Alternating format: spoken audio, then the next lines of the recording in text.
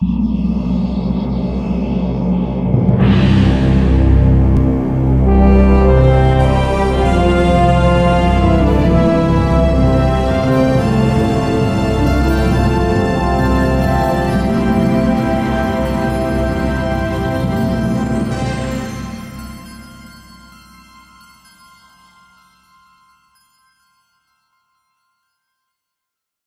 Movers, bonjour. Nous sommes aujourd'hui dans le cadre du festival Artema dans l'hôtel Best Western à Bastia. Et j'ai le plaisir de recevoir le réalisateur Radu Mihailian. Merci beaucoup de nous recevoir dans le cadre du festival Artema. Je crois que c'est la deuxième année que vous venez d'ailleurs. Oui, deuxième année consécutive. C'est un plaisir de vous recevoir. Alors, j'ai quelques questions qui peuvent intéresser les internautes. D'abord, je voudrais savoir quel est l'élément déclencheur de votre passion. Il y a toujours un élément déclencheur. Passion pour ce film ou le cinéma pour en le général? cinéma en général. Oh, ça a été un peu accidentel, si je peux dire, puisque j'ai été un grand passionné de théâtre et je faisais que du théâtre. J'ai été acteur, mauvais, mais... Et le fait est que lorsque j'ai émigré à Paris, donc de Roumanie, ayant quitté la Roumanie, il n'y avait pas d'école de mise en scène de théâtre à Paris. Donc la seule bonne école de mise en scène était celle de cinéma, ça s'appelait l'IDEC à l'époque, ça s'appelle la FEMIS maintenant. Donc en attendant, entre guillemets, j'ai fait l'IDEC et je suis tombé amoureux du cinéma. Mais avant, je n'avais pas pris une photo de ma vie. D'accord, c'était pas du tout votre passion au départ. Non. Ça l'est devenu. C'était, mais pas pour faire un métier. J'adorais Chaplin, j'adorais plein de films et des cinéastes. Mais je ne savais pas que je voulais faire un métier à ce moment-là. J'adorais surtout le théâtre. Comment est-ce que vous pouvez définir votre façon de diriger? Les acteurs ou oui. Tout je ne sais pas. En tout cas, comme je viens du théâtre, j'accorde une grande importance au texte, c'est-à-dire aux situations, au développement des personnages et ensuite au dialogue. Mais les dialogues, je les retravaille avec les acteurs, que je convoque un mois avant le tournage. On répète pendant un mois, les acteurs principaux. Et donc on retravaille beaucoup et les scènes et les situations et surtout les dialogues afin qu'ils rentrent dans la bouche et même on creuse certains sens, si je peux le dire, un peu plus loin. Et donc au fur et à mesure de ces répétitions qui ne sont pas exactement comme au théâtre, parce que je ne veux pas qu'ils me livrent un jeu très poussé, mais qui chauffe, si je peux dire, et qu'intellectuellement tout soit clair entre nous, c'est-à-dire que les intentions soient claires, qu'on n'ait plus à parler sur le plateau le jour du tournage. Et après, effectivement, on s'approche du jeu exigé sur le tournage, mais je ne veux jamais atteindre ce jeu-là encore. Parce que ça ne doit être que disons que l'explosion devant une caméra. Sans caméra, ça n'a pas de sens. Comme vous disiez le jeu exigé. Oui. Donc vous avez vraiment... dans votre cerveau, vous avez déjà... J'ai un schéma, si je peux dire, un cadre, et après, au fur et à mesure des répétitions, ce cadre, d'une manière, s'affûte dans ma tête, mais aussi en accord avec les acteurs, c'est-à-dire que ça se construit à un moment donné ensemble, ce n'est pas juste un point de vue unique, ça devient un dialogue, donc ça se construit avec eux. D'accord, donc vous êtes plutôt dans le partage au niveau de... Les deux, c'est-à-dire c'est comme un chef d'orchestre. Un chef d'orchestre, il a la partition et les intentions dans sa tête. Après, il faut bien qu'il écoute aussi les musiciens et que les musiciens lui proposent des choses. Mais c'est toujours le chef d'orchestre qui crée l'harmonie et qui crée l'unité. Vous avez été maintes fois primé dans divers festivals prestigieux, notamment oui, à Venise, Sundance, etc. Qu'est-ce que vous pensez de ce type de récompense ? D'un côté, ça fait du bien, hein. Je vais pas dire le contraire, et à la fois, c'est pas si important que ça. C'est-à-dire, ça fait du bien parce que ça donne de la notoriété au film et aux réalisateurs, donc ça facilite les productions d'après, si je peux dire, donc c'est pas complètement inutile. Maintenant, il y a des films où je ne souhaite pas trop aller dans des festivals, en tout cas au départ, parce que je préfère que ce soit le public qui les reçoit en premier, et je ne me porte pas plus mal non plus. Mais encore une fois, voilà, il y a des festivals qui sont d'une grande utilité, surtout à une époque d'une carrière et pour un certain type de film, ce qu'on appelle un peu plus difficile, qui ont plus de mal d'accéder au public malgré leur belle valeur. Donc ceux-là ont vraiment besoin d'un festival et d'un prix éventuellement. et d'autres un tout petit peu moins. Mais donc voilà, en même temps, l'art, c'est pas les Jeux Olympiques, c'est-à-dire il n'y a pas un vrai meilleur et un moins bon. C'est un moment, un jury qui choisit pour un moment, disons, de l'histoire d'un pays ou d'une époque. Donc, et un jury qui a un certain goût qui choisit un ou plusieurs films. Donc voilà, à la fois c'est bien et à la fois il faut relativiser. Vous n'êtes pas du genre à courir après la notoriété? Je suis le genre à courir après la notoriété seulement quand elle est nécessaire pour ma liberté d'expression. Quand elle est futile et inutile, j'en ai pas besoin. Ma vie, elle est ailleurs. Voilà. D'accord. Je pense que vous avez été, comme tous, influencé par votre enfance, notamment vous passez en Roumanie. Est-ce que ça se ressent dans votre œuvre? Ah bah oui. Vous, à votre niveau? Ah bah énormément, oui. C'était l'enfance et surtout aussi c'était l'enfance, la dictature, elle emprunte tous mes films, et aussi l'immigration, c'est-à-dire l'arrachement, si je peux dire, la séparation d'une culture, de ma famille, de mes amis, et l'adaptation à une nouvelle culture, ça...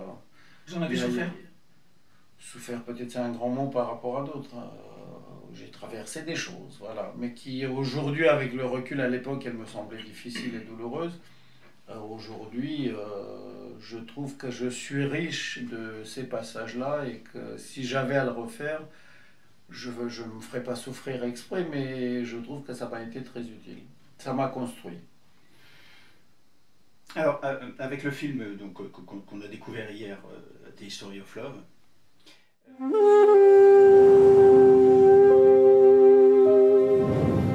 Once upon a time,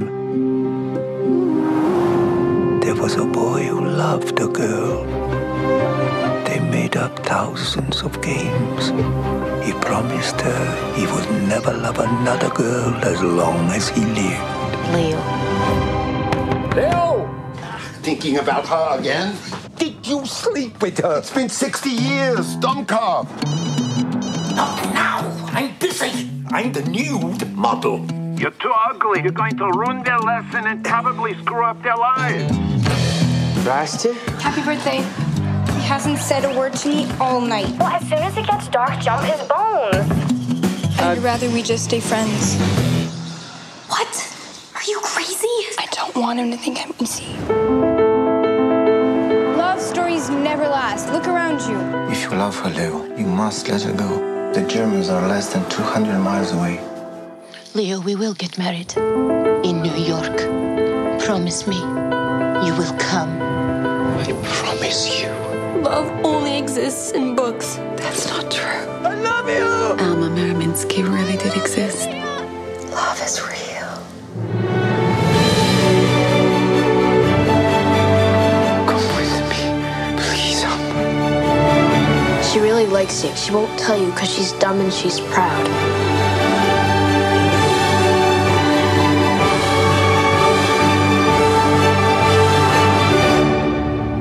Hopefully one day, you two will meet again. Vous avez tourné avec deux grosses stars, enfin une américaine et une britannique, donc Derek Jacobi et puis Elliot Gould. Est-ce que ça a été facile? Travailler avec eux, oui. Avant, bien évidemment, j'avais peur, hein, parce que ça fait toujours peur travailler avec des mythes. Mais ce sont des gens adorables et tellement amoureux de leur métier qu'en fait, c'est ceux-là qui sont toujours les plus faciles. J'en ai rencontré d'autres dans ma vie. Paradoxalement, souvent, les moins faciles sont ceux qui ne sont pas très bons et qui essaient de masquer leur mauvaise qualité ou leur défaut, si je peux dire, par des artifices et souvent caractériels. Comment est-ce que vous gérez ça? Bon, le gère, ça dépend de la personne, il n'y a pas de règle. Ça gère soit par une discussion, ça gère soit par une autorité, ça gère soit par se séparer de la personne. Ça voilà, vous est déjà arrivé? Ah oui, de dire nous ne sommes pas compatibles. Après voilà, parce que personne n'est sur cette terre pour se faire du mal, surtout quand on fait des films comme je fais, oui, et que les aventures sont longues, souvent à l'autre bout du monde.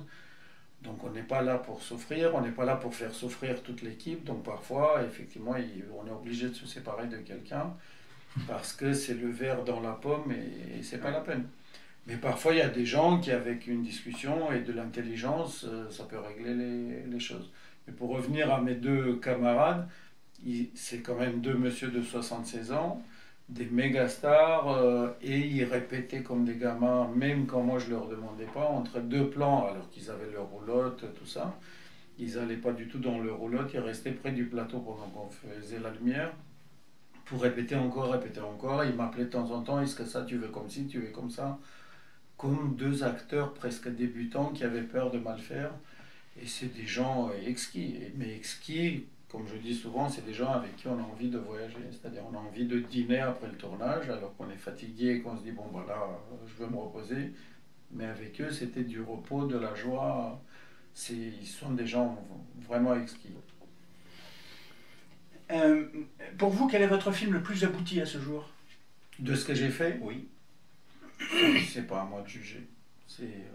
Non, c'est pas à moi. Hier, Anna le disait très bien, même si je confonds pas tout ça. Et nos films sont comme des enfants, c'est-à-dire c'est des choses qui sont sorties de nous. C'est pas bon, mes enfants c'est quand même des dieux, donc je compare pas un film à mes vrais enfants, mais quand même c'est des choses qu'on a mis du temps à faire aboutir. On connaît des imperfections d'un film et d'un autre, mais après on peut pas les juger en préférant l'un à l'autre. Après moi je sais qu'il y a des publics qui préfèrent Ravier de Viande, d'autres publics qui me parlent de La Source des Femmes, d'autres qui me parlent du concert, et qui sont des publics à la fois semblables et très différents. Mais moi, je ne peux pas faire des choix. Par exemple, mon tout premier film, personne ne le connaît, et moi, je l'aime beaucoup, qui s'appelle Trahir. Mais ils sont tellement différents, et j'ai donné tellement d'énergie et de choses de moi-même, et de la vie que j'ai vécue, de ma famille, que je ne peux pas dire celui-là, je le trouve moins bien que l'autre, même si je sais les défauts à peu près de chacun. Pourtant, je crois savoir qu'ils ont tous un point commun. C'est que le premier clap... Ah, c'est mon papa, oui. Le premier clap de chaque film, donc ça fait aussi partie des films. Comment voulez-vous que je dise, l'autre, il est moins bien. Le premier clap, jusqu'à présent, je touche du bois, il a 95 ans, mais le dernier, il avait 94, il est venu à Montréal. Le premier clap, premier jour de tournage, première prise, premier plan, c'est mon papa qui vient, qui fait le clap, et avant le clap, donc on donne le moteur de toutes les caméras et il tient même un petit discours qui est censé porter chance au film et au tournage et après à la carrière du film. Et apparemment ça marche. Pour l'instant ça marche. La seule différence c'est qu'on a commencé avec le 35 mm où les magasins faisaient 4 minutes maximum. Donc là il fallait que le discours soit très court pour qu'il nous reste un tout petit peu de pellicule pour faire la première prise. Ouais. Et maintenant, il a très vite compris, alors qu'on ne lui a pas expliqué qu'avec le numérique, il peut faire des discours de 10 minutes. Donc la dernière, ça a duré 10 minutes. Et les pauvres comédiens qui connaissaient vaguement la coutume et qui ne l'avaient jamais vécu, ils étaient dans les starting blocks pour que je dise action dès qu'il aura fini le discours. Et le action n'arrivait plus, puisque lui, il finissait plus. Donc, ils étaient archi étonnés. Donc la première prise a été complètement naze, parce que les pauvres acteurs attendaient. C'est excellent, ça. Là, vous avez l'air, on a vu au festival hier, en présentation, c'est toujours bourré d'humour. Les gens se régalent déjà avant de voir le film déjà. Je le fais parce que je me dis que si le film est mauvais après, au moins ils auront pris ça. Oui, mais non, c'est jamais le cas. Mais par contre, qu'est-ce qui peut vous agacer le plus dans un tournage? Dans un tournage, sûr de vous mettre en colère. Non, mais ça va être horrible, ce que je vais dire est très dictatorial, alors qu'on... c'est la médiocrité. Moi, c'est la médiocrité, mais en général, pas que sur un tournage. Dans la vie, la médiocrité de quelque chose me rend hors de moi. Et surtout dans le métier que je fais, où, encore une fois, on est tous condamnés à ne pas réussir. Et il y a toujours ce risque-là. Mais je cherche, avec tous mes camarades, certains qui sont là depuis mon premier film, on cherche l'excellence, on scrute quelque chose. Donc la médiocrité me rend dingue quand surtout quelqu'un dit il n'y a que ça, on n'a pas pu avoir mieux. Et ça m'énerve de dire on sait qu'on peut avoir mieux, mais on ne veut pas le faire. C'est pas qu'on ne veut pas ou on n'a pas pu, on ne s'est pas donné tous les moyens pour l'avoir. Mais ça, c'est même dans la vie en général. Je trouve que l'être humain a de telles belles capacités qu'il ne peut pas se contenter du médiocre. Et en ce moment, notre époque se contente énormément de médiocre et c'est pour ça qu'on est là où on en est. Alors justement, regardez, ça tombe pile poil. Parce que je fais bien les liens. Hein. Ah, ça, magnifique, les liens sont extraordinaires, mais c'est votre travail.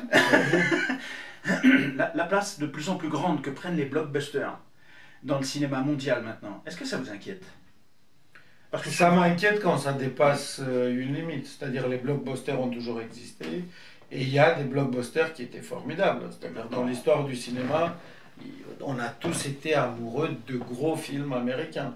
Maintenant, effectivement, quand les gros films américains veulent écraser complètement la liberté d'expression du monde entier, de toutes les identités, de toutes les cultures, là, ils nous appellent à la guerre, si je peux dire comme ça, pas une guerre physique, mais une guerre législative, une réflexion de comment laisser un tout petit peu de territoire d'expression à tout le monde.